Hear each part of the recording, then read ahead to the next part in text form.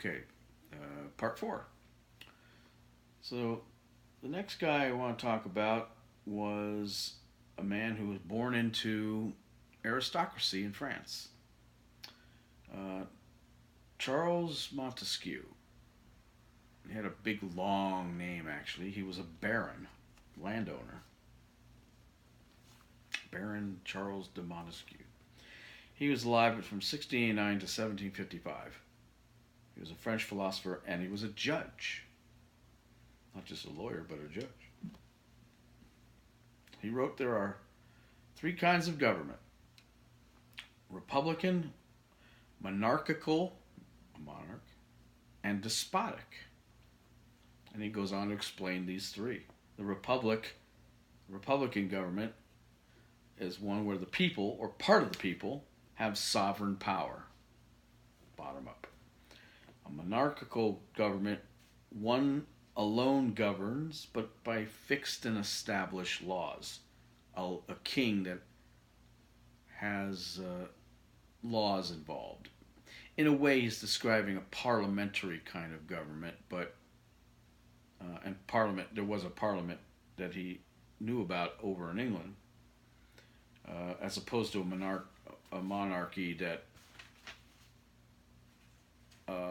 did not have the restrictions of laws. That he didn't call a monarchical government. He called that a despotic government, where one alone rules, governs, but without law or rule of law, and draws everything along by his will or caprices. He said that in a republican government, people should be able to vote in elections.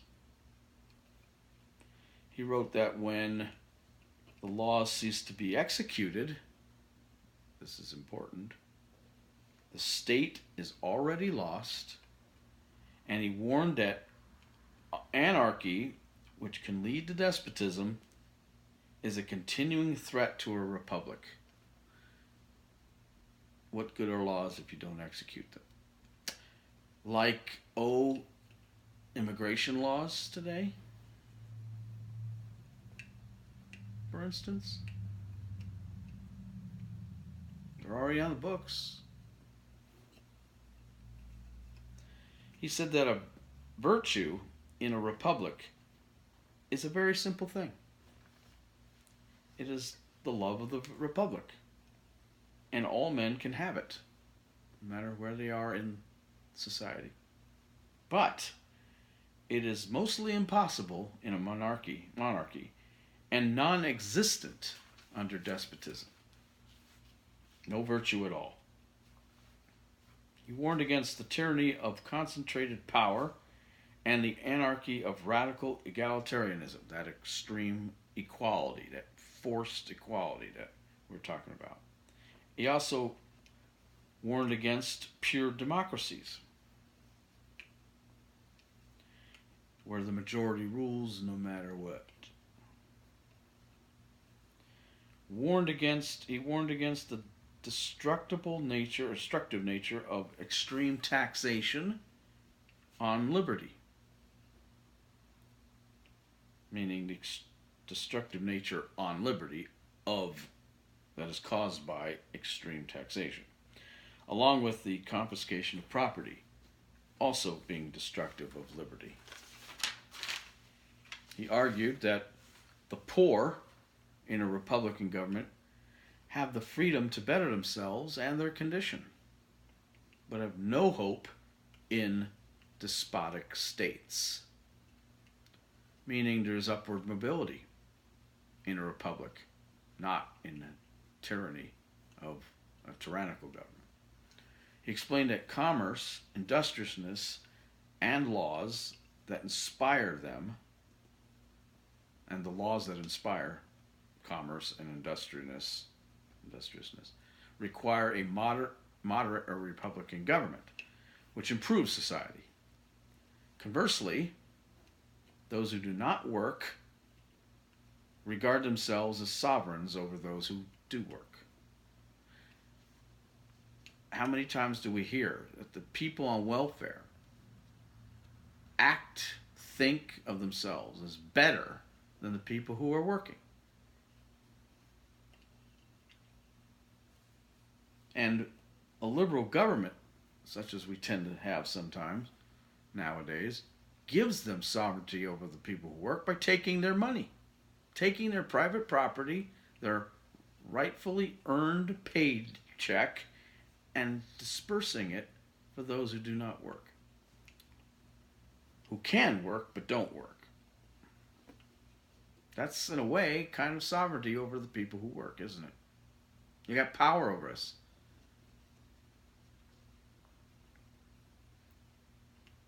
He said, commerce occurs naturally when individuals are free to make self-interested economic decisions. Doesn't need any prompting from governments or anything. People will just sell and buy and trade and do things with one another for self-interested reasons. He argued that a constitution, which is a fixed and established law, must institute a governing structure that controls the governors. Meaning limited power in government.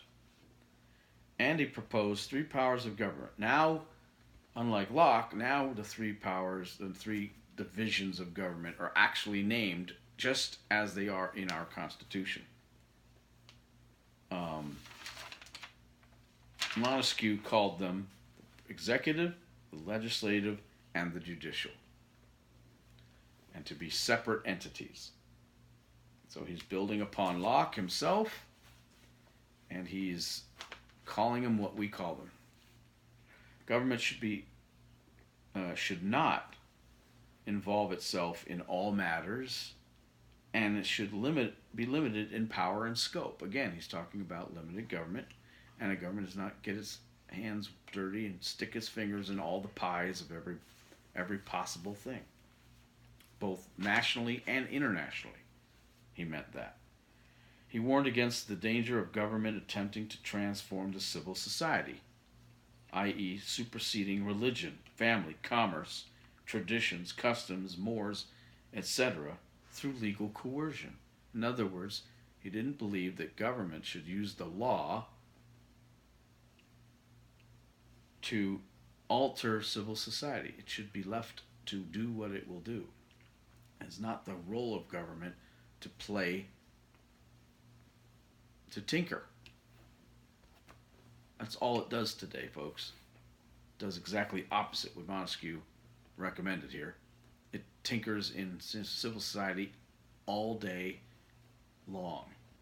Now, he also warned that a Republican government does not work well over large regions because people are too diverse and connection to their government would be too distant. In other words, he was advocating federalism. He argued that such a nation should be divided into states, which are also Republican in nature, and they should allow voting based on both population and in an equal way as well, meaning that the way that states voted would be based on their size in one hand, and all states voting have equally in another way. In other words, he's talking about a bicameral government where one group of people is elected by population and one group of people in the government is elected equally among the states, just like we have in our government. This coming from a guy who lived 300 years, who died 300 years before the revolution even started. Or sorry, 300 years ago, but died before the revolution even started. Some of his famous quotes were, "There is no greater tyranny than that which is perpetrated under the shield of law and in the name of justice. A nation may lose its liberties in a day and not miss them in a century. I like that one. And then we come to Adam Smith. He lived from 1723 to 1790. So he was a contemporary, as was Montesquieu, to many of the founding fathers. They were alive at the same time.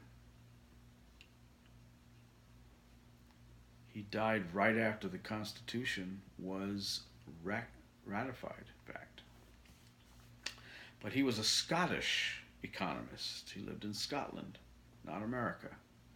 He was a philosopher and an author. He was known as the father of economics and the father of modern capitalism in some circles.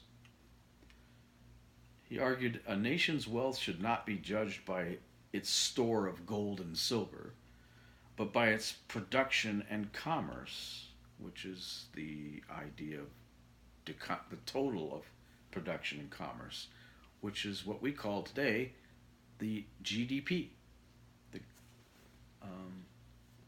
gross domestic product. In other words, he invented the idea of GDP.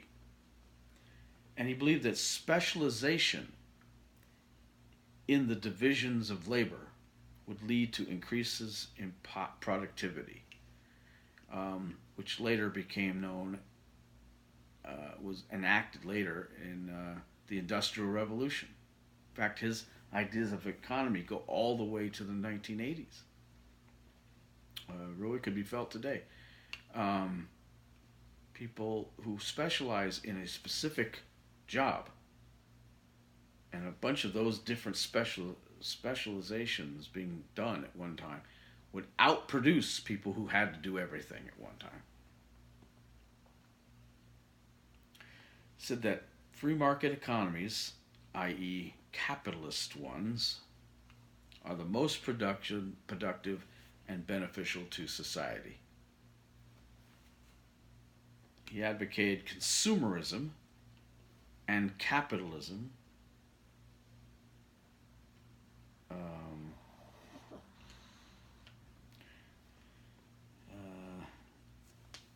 and said capitalism would eventually give the middle class the extra money to pursue other needs to gain fulfillment. In other words, he understood that capitalism would benefit the middle class. The upper class already had the benefits. The poor were not yet prepared to accumulate money, extra money. But once the middle class started to accumulate extra money through capitalism, they would go on to pursue other things, leisure, education, whatever that gave them more fulfillment. He did not believe in shaming or overly taxing the rich. Taxing the rich served nobody anything. The Christians' idea was to shame the rich.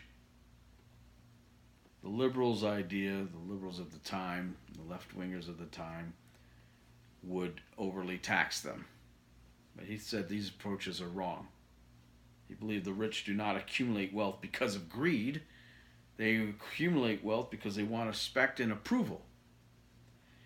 And to honor and award this vanity of the rich, you give them incentives to do good. You give them awards. You give them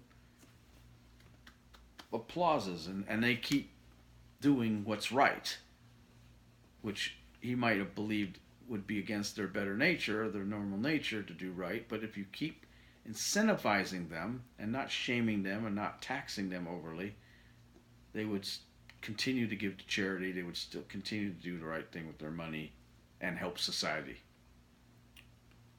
He believed in educating the public about consumerism. To teach them that companies are not inherently evil, especially the big ones, which they started to believe was the case. But they can do the bidding of the consumers that they serve. So the consumers, through education, should start to demand higher quality goods and better prices upon the businesses they buy from, or they don't buy from them. And if they don't buy from them, then that makes the company have to step up its game, or they disappear. Free market and competition, which improves quality and lowers prices.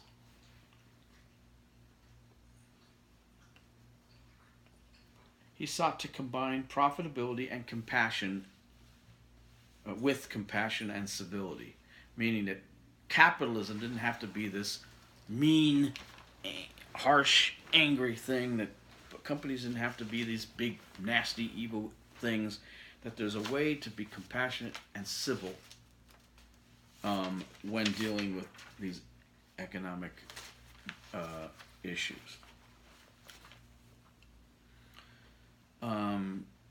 And then finally we come to pre-revolution, pre-founding of the country. We come to Edmund Burke, who was alive also during the time that many of the founders were alive, 1729 to 1797.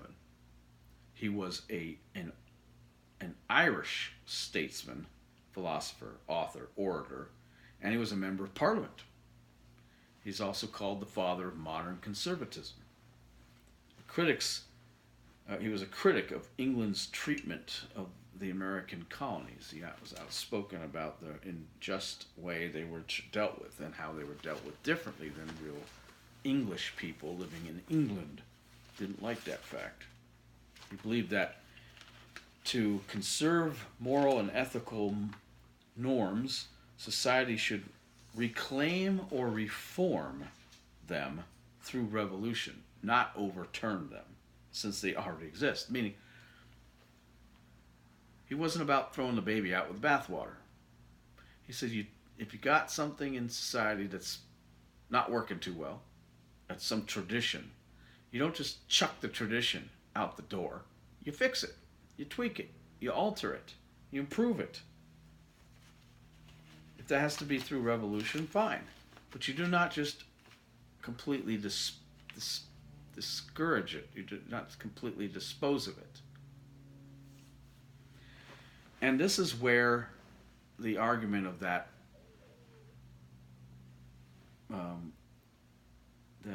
political science guy from England was trying to tell me that, and other viewers of the YouTube, that conservatives, which Burke wasn't conservative because the word conservative didn't even exist during his time, but the people now associate conservatism with him. That this is proof that we just want to keep tradition no matter what. And right there he's saying they should be reclaimed or reformed, meaning they should be changed or tweaked to make them work. Does that sound like sticking to tradition no matter what? No. He believed that no constitution can be perfect, since man is not perfect. But when it is reformed or clarified, the norm should be by slow, gradual, incremental change. Not big change, big leaps. Not by unconstructive change. He was okay with constructive change, but he was repulsed by, he didn't like change that was unconstructive. He supported property rights, moral order, natural law. This is a theme that goes through all the right-wing philosophers going back in time. But he was really, the real problem the left have with Edmund Burke is he was a huge critic of the French Revolution, because he saw the revolution as a silly experiment in unconstructive change, because it led to, basically it was just a big bloodletting. That's all it was. It was not like the American Revolution, which actually had a purpose and a goal, and once it was done, it was done. French Revolution was just a giant cluster. He had one of the most famous quotes of all of these people, which was, "All that is necessary for the triumph of evil is for good men to do nothing. One of the most famous quotes in history, politically speaking. And then the last guy I want to mention is post-revolution, post-constitutional, and then we'll clear it up or close it off in the last part coming up. See you then.